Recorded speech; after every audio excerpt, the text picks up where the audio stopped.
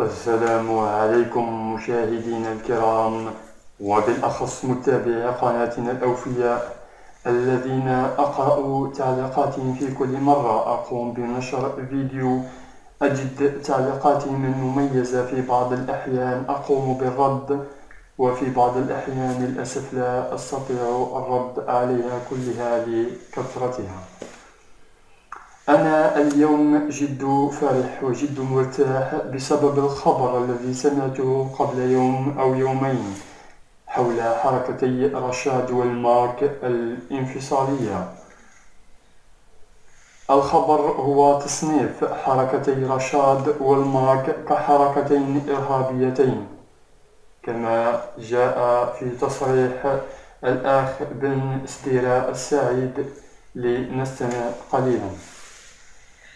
آخر الأخبار تصنيف حركتي رشاد والماك كحركتين إرهابيتين. طبعا هذا بالنسبة لي أنا شيء ما فاجئنيش، لأنني كنت أتوقع، بل الحمد لله اشتغلنا على الموضوع هذا لمدة سنة كاملة ونحن نشتغل كفريق عمل. أنا الأيام اللي كنت نقول لكم نحن نعمل كفريق عمل، الحمد لله شرفاء أحرار في مناصب حساسة داخل دواليب السلطة، وبعض الوطنيين المتقاعدين اللي خرجوا سواء مدنيين أو عسكريين. ويشرفني أنني كنت وما زلت الناطق الرسمي باسم هؤلاء الشرفاء الأحرار اللي كرموني بهذا يعني هذا ليس تكريم بصراحة، هذا تكليف صعب. عطاوني اليد السخونة تاع المقلة، قال لك زير انت اللي راك تحب تهضر، وقال لك لا شد ودب راسك. اذا كان جابت الفايدة مبروك علينا كامل، اذا كان لا قدر الله كش ما صرا راك وحدك دب راسك. قلت لهم انا نتحمل المسؤولية ما كاش مشكل، وتحملت المسؤولية والحمد لله كانت فيها خير للبلاد. سأحاول اختصار مداخلة السعيد بن سديرة، وسأنقل كلامه من دون تحريف أو تزييف أو زيادة أو نقصان. هذا الخبر حسب بن سديرة لم يكن مفاجئ، وقد سبق وأن عمل لأجله لمدة طويلة مع بعض الشرفاء الوطنيين الذين كلفوا بن سديرة بهذه المسؤولية، والحمد لله أتت بثمار خيرة للبلاد. هؤلاء الشرفاء كل من موقعه، سواء في مناصب مدنية أو عسكرية أو سياسية، وفي كل المناصب الحساسة، هدفهم الأول والأخير هو إصلاح الوضع الفاسد في البلاد. الأخ رافع 156 رافع أيضا تكلم حول الموضوع مرات عديدة في تحليلاته. إذن تكلم بن سديرة عن هاتان الحركتان منذ ما يقارب السنة، وصنفهما بأنهما حركتان إرهابيتان، لأنه وفريقه كانوا يملكون ملفات وأدلة وإثباتات ووقائع وقرائن تدعو إلى إطلاق هذا الوصف من قبل، وكان يوجد تحقيق معمق، وبالفعل تم الإعلان بأنهما حركتان إرهابيتان استنادا إلى نتائج التحقيق الذي جرى. بن سديرة السعيد يقول بأنه كان هنالك تنسيق بين الأجهزة الأمنية بما فيها أطراف فرنسية وبريطانية وسويسرية وحتى إسبانية، حيث أن المصالح الأمنية المختصة في فرنسا ألقت القبض على الانفصال فرحات مهني بانتمائه لشبكة دولية لتبييض وتهريب الأموال والمتاجرة في الأسلحة، ولحد الآن لا يزال رهن الاعتقال في فرنسا على ذمة التحقيق، وربما ستقود إلى توقيف عدد كبير من النشطاء المنتمين إلى هاتين الحركتين الإرهابيتين.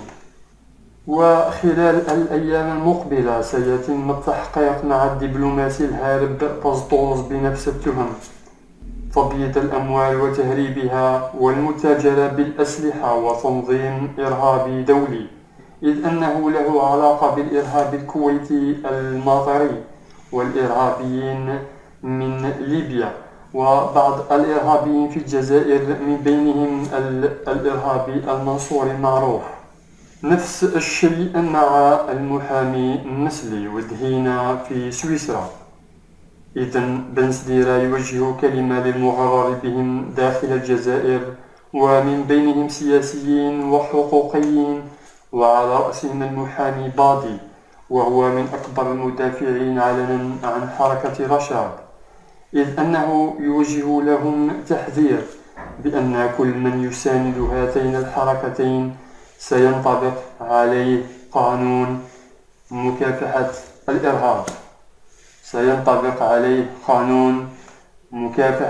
الإرهاب. إذن فالقادم أسوأ لهاتين الحركتين الإرهابيتين. والآن ستكونان هاتان الحركتان محاصرتان في الداخل طبعا وفي الخارج حيث يعيشون بالأخص. الحكومات والأنظمة التي تأوي أفراد هاتين التنظيمين سيجدون أنفسهم مجبرين على التحقيق معهم والتوقف عن إيوائهم، وربما تسليمهم للعدالة الجزائرية من أجل المحاكمة بتهم الإرهاب وإنشاء تنظيمات إرهابية. يا ترى الآن ماذا سيفعل طزطوز ومن معه؟ على ذكر طزطوز، فإن قضيته ستكون معقدة نوعا ما، وربما لن يتم تسليمه للعدالة الجزائرية لأنه يملك الجنسية البريطانية، وكما هو معروف فالرعايا البريطانيين يصعب تسليمهم كما حدث سابقا مع عبد المؤمن خليفة. لكن الآخرون سيتم تسليم جزء كبير منهم إذا استطاعت العدالة الجزائرية تقديم ملفات قوية للدول التي تأويهم.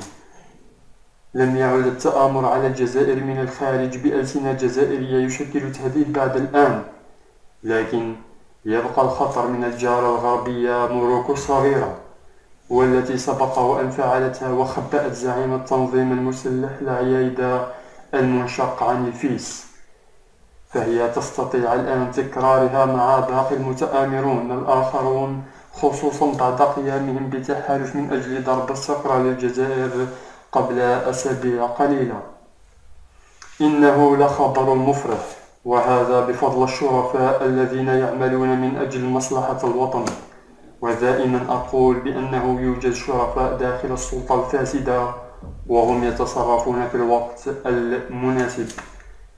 إخواني، لا خوف على الجزائر ما دام الجيش في كامل قوته وجاهزيته.